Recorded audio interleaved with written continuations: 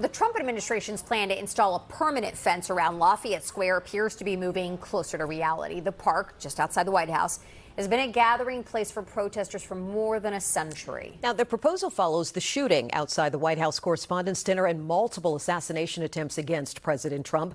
Today, a Trump-appointed review panel backed the fence with a few design changes. But as News 4's Aimee reports, officials still won't say how much it will cost or who will pay for it.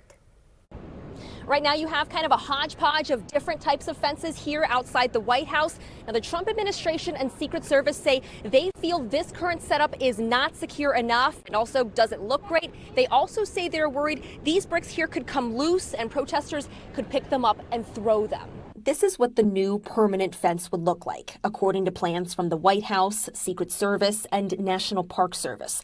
The fence would be 8 feet tall and could be open or closed, depending on the security situation. There are also plans to redo the walkways with sturdier material. The proposal is not to close the park, but to enclose the park.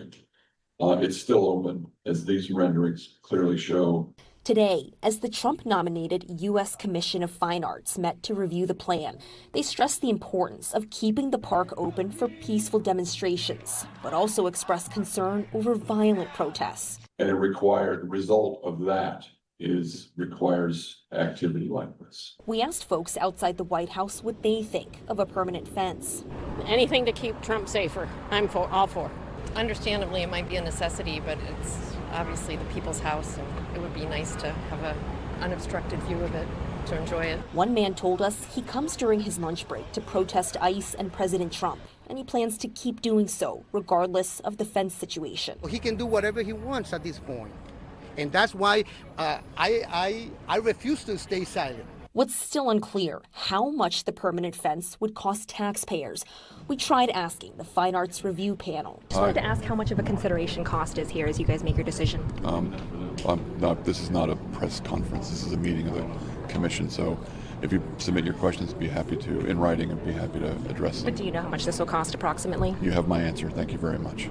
The Secret Service also wouldn't tell us how much the fence will cost. I'm not authorized to speak about that at this time, just to present. Last week, D.C. Delegate Eleanor Holmes Norton introduced a bill to ban any permanent fences at Lafayette Square.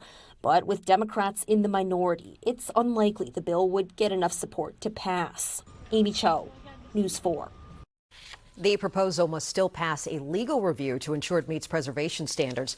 The White House sent News 4 a statement that said, in part, there are always discussions ongoing about how to make the White House complex as safe as possible. However, nothing is confirmed at this time. We asked the White House and the Office of Management and Budget for a cost estimate, but neither provided one.